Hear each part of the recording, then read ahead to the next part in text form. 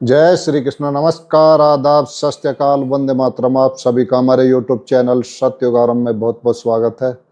और बात करते हैं किसान नेता दिग्विजय भाटी की, जिनका अपना एक संगठन है भारतीय किसान यूनियन, अंबेडकर के नाम से। और उनके साथ थे मोहित जाटव। तो इन पे पुलिस प्रशासन ने, मेरठ पुलिस प्रशासन ने 3rd डिग्री इस्तेमाल किया। 3rd डिग्री से भी 72 डिग्री और भी खतरनाक। इतनी बुरी तरह से पीटा गया है, मारा गया है। इनको थोड़ा विलंब हुआ वीडियो बनाने में, लेकिन किसी कारणवश तो बुरी तरह पीटा गया। रिकॉर्डिंग करके एसएसपी अविनाश को सुनाई चीखें। दिग्विजय सिंह और अतुल प्रधान ने लगाया आरोप। तो मैं मोटा मोटा बता देता हूँ आपको, क्योंकि लंबा हो जाएगा थोड़ा सा। ये एनबीटी की है न्यूज, काफ़ी न्यूज़ों में है, काफ़ी फेमस प्रकरण है ये। तो इसमें जो दिग्विजय भाटी हैं, ये अपनी समस्या को लेकर गए थे। और इससे पहले भी जो हमारे जो एसएसपी साहब हैं अविनाश पांडे, ये ललिता गौतम हत्याकांड मेरठ का, इसमें भी ये इनका कांड सुना होगा आपने। एसएसपी अविनाश पांडे समेत 250 पुलिसकर्मियों के खिलाफ जांच के आदेश, समझे। तो एडवोकेट थे एक रवि गौतम, उन्होंने थप्पड़ चलाए थे इन्होंने गाड़ी में अंदर घुसकर। तो इनकी वो देखो अनीति, कितनी अनीति चढ़ रही है। तो इसी प्रकार ये दूसरा कांड हुआ है इनका। ये आँख बच गई है या नहीं बची पता नहीं, इन्फेक्शन आँख में भी, तो ये भी नहीं है कि आँख सही सलामत देख पाएंगे भी कि नहीं दिग्विजय सिंह।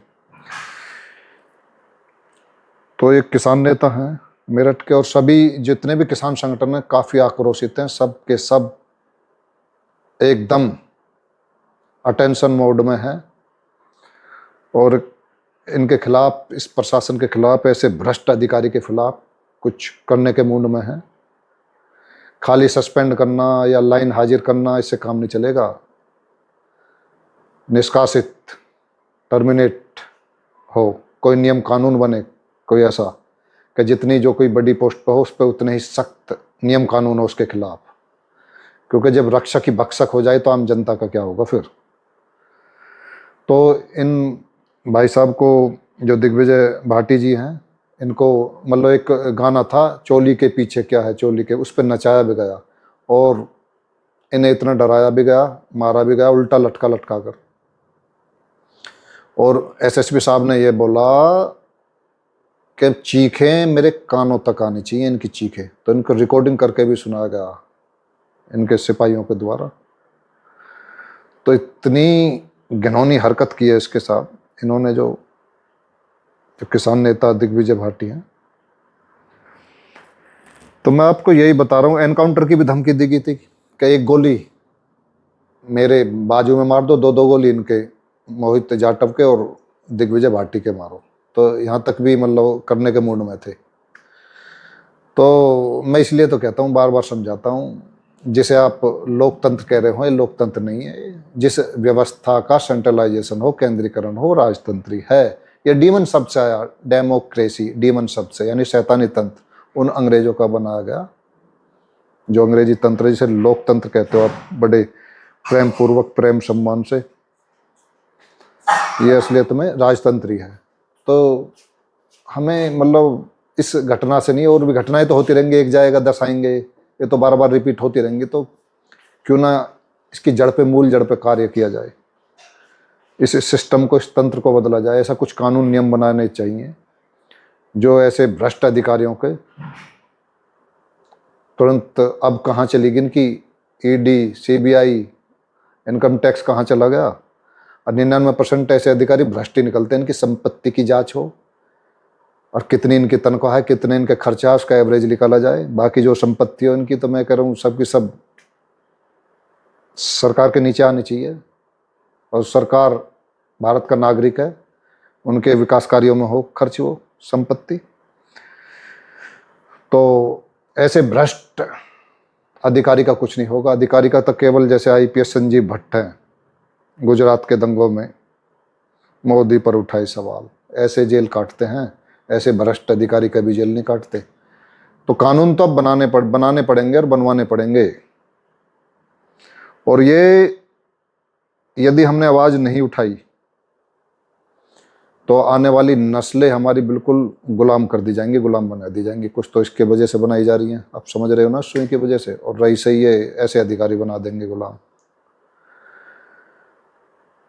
तो हम सभी किसान संगठनों को मिलकर इससे जो इतनी अनीति जो कर रहे हैं अधिकारी, एक बड़ा आंदोलन रखना चाहिए यहाँ से, और एक कुछ नियम कानून ऐसे बनाने चाहिए बिल्कुल संवैधानिक तरीके से। यदि ऐसे कोई अनीति अधिकारी करता है तो तुरंत निष्कासित हो, टर्मिनेट हो, ना कि निलंबित।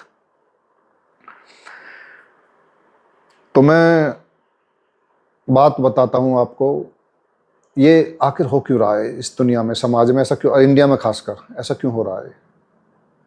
ऐसा इसलिए हो रहा है, ये जो इंडियन पुलिस एक्ट 1861 है, जो कि 16 मार्च 1861 में इसका मसौदा तैयार किया गया और 22 मार्च 1861 में इंडियन पुलिस एक्ट को बनाया गया। तो उस समय की बात है जब भारत में विरोध ज़्यादा बढ़ने लगा, छात्रों का, किसानों का, जवानों का। तो इन्होंने मीटिंग रखी अपनी, अंग्रेजों ने बड़े अधिकारियों के साथ बैठक रखी, भाई इन विरोधों को कैसे कुचला जाए, इंडिया के इस विरोध को कैसे ख़त्म किया जाए। तो एक निष्कर्ष निकला उस बैठक में।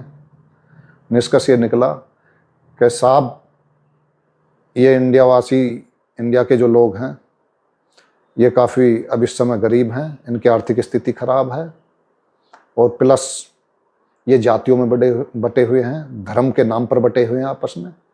यदि इनको नौकरी के नाम पर कुछ पैसे दे के इन्हें काम दिया जाए तो छोटा भाई बड़े भाई को हाड़ गोडे तोड़ देगा, उसके सिर भी फोड़ देगा, सब कुछ करेगा, क्योंकि इनकी स्थिति इसी लायक है और आप इनको नौकरी दो। तो जब से ये इंडियन पुलिस एक्ट 1861 ये बनाया गया, और यहाँ पर 100% इंडियन ही रखे गए, चाहे वो हवलदार हो, चाहे वो सिपाही हो, चाहे वो स्वीपर हो, चाहे वो चपड़ासी हो, 100% इस इंडियन पुलिस एक्ट 1861 में सभी भारतीय रखे गए। लेकिन उच्च पद जो होते हैं, जो उनका ICS इंडियन सिविल सर्विस है, इसमें गोरी चमड़ी वाले रखे गए कि ऊपर से ऑर्डर दो, आदत डालो, ऊपर से ऑर्डर आए तो तुम्हें स्वीकार करना है, उसका पालन करना है। तो ऐसा ही इन्होंने शुरू किया, ऊपर से ऑर्डर आए और नीचे ऑर्डर ये समझ लो कि आपके भगवान ने दिए, ये समझो ये ऑर्डर जो ऊपर से आते हैं बड़े अधिकारी के। तो इनकी जो इनको इस प्रकार से प्रशिक्षित किया गया, इनकी ट्रेनिंग इस प्रकार से दी गई, और किस प्रकार से आम जनता से लगान वसूला जाता है। उन्हें आप 10 गाली दो, 50 गाली दो, धमकाओ, सटकाओ, उतना ही ज़्यादा लगान वसूल करोगे तुम। तो उन्हें यही सिखाया गया। और आज भी ये चलान के नाम पर ये लगान ही वसूल किया जा रहा, कभी स्मार्ट मीटर के नाम पर, कभी ये टोल टैक्स लगाकर सड़कों पर ये लगान ही है जो वसूला जा रहा है भारत के देश से आज भी। तो इन्हें सिखाया गया, इस प्रकार की इन्हें ट्रेनिंग दी गई। और उस ICS इंडियन सिविल सर्विस को फिर इस तथाकथित आज़ादी के बाद में IAS इंडियन एडमिनिस्ट्रेटिव सर्विस का नाम दिया गया। एक 3 भागों में वर्गीकृत किया गया, एक IPS इंडियन पुलिस सर्विस और IFS इंडियन फॉरेस्ट सर्विस के नाम से वर्गीकृत किया गया। ऑल इंडिया सर्विस के नाम से था, ये 3 भागों में बांटा गया। तो उनको भी ऑर्डर ऊपर से आते हैं, उनको ऊपर, ये अपने नीचे वालों को देते हैं। तो इस प्रकार से इन्होंने अपना सिस्टम खड़ा किया। और फिर उन्होंने और ज़्यादा, अंग्रेज़ों ने कुछ इसका इस्तेमाल, इंडियन पुलिस एक्ट का इस्तेमाल किया कि और क्या कर सकते हैं इसके द्वारा। फिर उन्होंने 13 अप्रैल 1919 की घटना जलियांवाला बाग करवाया अमृतसर में, जिसमें बच्चे थे, बूढ़े थे, औरतें थी, कुआं लाशों का भर गया था वो। तो वहाँ चलाने वाला कोई अंग्रेज नहीं था, गोली चलाने वाला एक अंग्रेज अधिकारी था, ब्रिगेडियर जनरल रेजिनाल्ड डायर।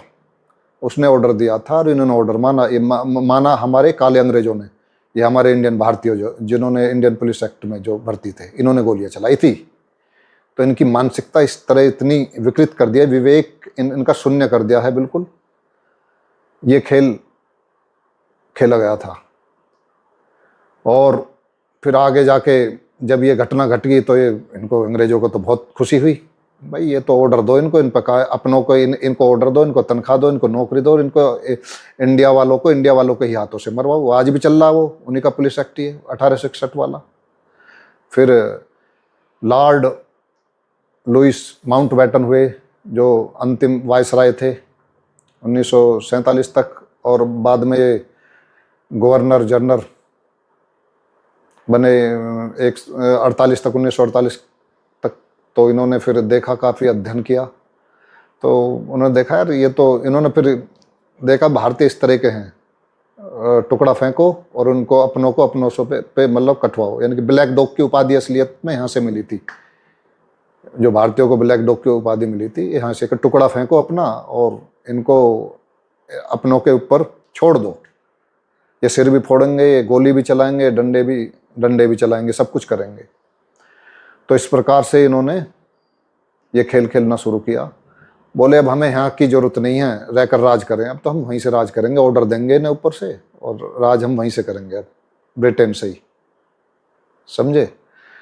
तो इस प्रकार की इन्होंने व्यवस्था खड़ी करी। आज भी उन्हीं के नियम, सारे नियम कानून उन्हीं के बने चले आ रहे हैं और वो ऑर्डर देते हैं। हमारा पंत प्रधान ने कई बार बोल भी दिया है लाल किले की प्राचीर से और संसद में कि हम न्यू वर्ल्ड ऑर्डर में घुस चुके हैं और उसका पालन करेंगे हैं। तो ये सारे ओल्ड वर्ल्ड ऑर्डर और न्यू वर्ल्ड ऑर्डर सब वहीं से आ रहे हैं, गोरी चमड़ी वालों से, ये उन्हीं का पालन कर रहे हैं आज भी। तो हमको ऐसी व्यवस्था जो कि सेंट्रलाइज हो, इसको डिसेंट्रलाइज करना है।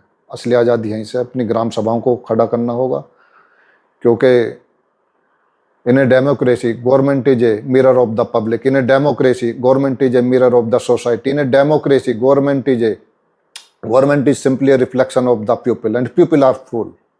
लोग मूर्ख हैं, नहीं जानते भारत सरकार कौन है। ये तो भारत सरकार भारत का नागरिक है और ये केवल एक प्रतिबिंब है, हमारा जनता का प्रतिबिंब है। ये सरकारें एक इस समाज का, लोगों का आईना है, इससे ज़्यादा और कुछ नहीं है। ये ताकत आपको पहचाननी होगी। तो मैं यही बताना चाहता हूँ। एक फिर मैं वहीं आता हूँ अपने हमारे किसान नेता पर, दिग्विजय सिंह पर। एक फिल्म थी धर्मेंद्र की, पुलिस वाला गुंडा, सुनी होगी ना आपने। वो पुलिस वाला गुंडा गुंडों के लिए गुंडा था, लेकिन ये जो आजकल के जो पुलिस वाले गुंडे हैं ये आम जनता के लिए गुंडे बने बैठे हैं, यानी कि रक्षक ही भक्षक बने बैठे हैं। तो इनका क्या किया जाए? तो इंतजाम इनका ये सारा का सारा जो अंग्रेजों के बनाए हुए जो कानून हैं, इनके एक्ट हैं, सब खत्म करने पड़ेंगे। और इसके लिए एक तकड़ा आंदोलन हो, चाहे कुछ भी हो, और इसमें हम भी लिख के देंगे, राष्ट्रपति को ज्ञापन दिया जाए लिखित रूप में, और जितने संगठन हैं सबके सब राष्ट्रपति को ज्ञापन दें लिखकर, क्योंकि उनके हाथ में उस ताकत शक्ति होती है टर्मिनेट करने के, राष्ट्रपति के हाथ में डायरेक्ट। तो और उसके लिए एक भारी कदम उठाया जाएगा, क्योंकि अनेकों हमारे जो किसान संगठन हैं उनसे हमारी लगातार बात चल रही है और उस पर जल्दी कुछ निष्कर्ष निकल के आएगा। तो बात इतनी नहीं है, बात ये भी देख सकते हो आप। अब अमेरिका की ही बात करें, जनता के पास मुख्य ताकतें क्या हैं? संविधान और अधिकार, बिल ऑफ राइट्स। अमेरिका संविधान का पहला संशोधन अमेंडमेंट जो है, लोगों को शांतिपूर्ण प्रदर्शन करने, अपनी बात कहने और सरकार की आलोचना करने की पूरी आज़ादी देता है। समझे, सरकार की आलोचना करने। कानून का शासन, अमेरिका में पुलिस भी कानून के दायरे के बाहर नहीं है। यदि पुलिस अधिकारी गलत काम करते हैं तो उन पर अदालत में मुकदमा चल सकता है। वीडियो और सोशल मीडिया, वहां जनता और मीडिया को सार्वजनिक जगहों पर पुलिस की कार्रवाई का वीडियो बनाने का कानूनी अधिकार है। यह वीडियो सबूत अदालत और जनता के सामने पुलिस को कमजोर कर देता है। समझे जी। नागरिक अधिकार संगठन, सिविल राइट्स ग्रुप्स, ACLU जैसे कई ताकतवर संगठन पुलिस ज्यादती के खिलाफ तुरंत कोर्ट जाते हैं और पीड़ितों को न्याय दिलाते हैं कोर्ट में तुरंत। ऐसा ही कानून हमारे बनना चाहिए कोर्ट में। पर ये तो कोर्ट भी उनके बैठा कर जिन्हें अंग्रेज गए थे। आज लोग चिल्ला रहे हैं भाई आरक्षण आरक्षण, सबसे बड़ा आरक्षण तो इन सुप्रीम कोर्ट हाई कोर्ट वालों को देके गए थे अंग्रेज। ये जिन्हें बैठा गए थे इन्होंने अपना कॉलेजियम सिस्टम बना लिया। परीक्षा कोई होती नहीं है ना सुप्रीम कोर्ट में ना हाई कोर्ट में। जो जिन्हें अंग्रेज बैठा के गए थे उन्हें पूर्ण आरक्षण मिल रहा, वही उनके पीढ़ी दर वही चले आ रहे हैं भाई। और जबकि एक चपरासी की भी परीक्षा कितनी तकड़ी परीक्षा से गुजरता है जब उसे नौकरी मिलती है बेचारे को। तो ये सब कुछ बदलना पड़ेगा। यदि न्याय व्यवस्था सही हो जाए तो ये इस जैसे जो अधिकारी हैं एसएसपी निगाह नीचे रखें पुलिस के। घुटनों पर आ जाती है विदेशी पुलिस नीचे, क्योंकि उन्हें पता असली मालिक यहाँ की नागरिक है, जनता है असली नागरिक। और जूरी, इसमें अमेरिका का बता रहा हूँ मैं। जूरी और मानवाधिकार। अदालतों में आम नागरिकों की जूरी होती है। जनता का गुस्सा और विरोध देखकर राजनीतिक नेता भी पुलिस का समर्थन करने से डरते हैं, क्योंकि इससे उनके चुनाव हारने का खतरा रहता है। जूरी कोर्ट, इस कोर्ट के बारे में कहते हैं। तो अदालतों में क्या होना चाहिए? जूरी कोर्ट जैसी व्यवस्था होनी चाहिए। यानी कि हमारे ग्राम सभाओं के लोग चुन चुन कर जाएं, जगह जगह से अच्छे लोग, अच्छे सोशल एक्टिविस्ट, वो तय करें कि चीफ जस्टिस ऑफ इंडिया कौन बनना है। कभी कोई गलती करता है तो उनके पास अधिकार हो, वो हटा सकते हैं। तो ऐसी व्यवस्था खड़ी हो। तो मैं कह रहा हूँ एक तगड़ा आंदोलन सभी किसान संगठनों से, जड़ पे काम करो। ये तो एक सस्पेंड होगा, वो होगा, 10 और आ जाएंगे। इसलिए इनका परमानेंट सोल्यूशन करा किया जाए। तो मैं ऐसे भ्रष्ट अधिकारियों से यही समझाना चाह रहा हूँ, ये मृत्यु लोक है, यहाँ पर स्थिर कुछ नहीं है। प्रकृति है ये, प्रकृति का एक नियम होता है, जो जाता है बढ़कर जाता है। Change is the rule of nature. परिवर्तन प्रकृति का नियम है, जो गया बढ़कर ही गया है। बड़ी बड़ी सभ्यताएं खप गई, चली गई, समझे। तो ये लेमुरिया है सभ्यता, ये चली गई। और भी काफ़ी सभ्यताएं हैं, सिंधु घाटी सभ्यताएं, वो खत्म होगी। बड़ी उन्नत सभ्यताएं कहा है, बहुत टेक्नोलॉजी में भी बहुत। माया सभ्यता चली गई, मेसोपोटामिया चली गई, ओलमेक सभ्यता चली गई, कमेर साम्राज्य खत्म होगा, बड़े बड़े साम्राज्य चले गए। आपने सोच भी कैसे लिया कि आप इस सिस्टम में बने रहोगे? अब ना ये अंग्रेजों का सिस्टम रहेगा ना आप रहेगा। मैं तो ये कह रहा हूँ जनता से भी, और जितने पत्रकार हैं, जितने किसान संगठन हैं, इनके सबके नाम लिखते रहो डायरी में, अपनी में नोट करते रहो। क्योंकि हमारे संत महात्मा महापुरुष वैसे नहीं कह गए, ये समय वही है जो कह के गए हैं। बड़े बड़े महापुरुष हमारे संत रविदास जी कह गए थे, नेता मंत्री और अधिकारी जान बचाना होगा भारी। तो ये वही समय चल रहा है। सिस्टम, ये तंत्र सब बदला जाएगा। मैं तो कह रहा हूँ इन्हें भागने भी मत दो। देश से बाहर भी भागना चाहें तो निकलने ही मत दो, रोक दो रास्तों को भी। इनके एयरपोर्टों को रोक दो, इनके समुद्री रास्तों को रोक दो। वो समय यही है, ज़्यादा नहीं है, बस 5-7 साल का बता रहा हूँ खेल। सब कुछ बदलेगा, स्थिर कुछ नहीं है। अनीति के बाद ही अच्छा दिन, कहते हैं ना, अच्छे दिन नहीं, बुरे दिन है। वो पूरी उस पे है बुरे दिन। तो अच्छे दिन भी आएंगे, ऐसी बात नहीं। बुरे दिन के बाद ही अच्छे दिन आएंगे। तो ये वही समय है जो मैं बता रहा हूँ। तो ऐसे अधिकारी कभी भी घमंड ना करें। घमंड तो रावण का नहीं रहा, घमंड तो कंस का भी ना रहा, घमंड सिकंदर का भी ना रहा। तुम तो हो किस खेत की मूली। सावधान रहें, सतर्क रहें, स्वस्थ रहें। जय हिंद, जय भारत, वंदे मातरम। राधे राधे।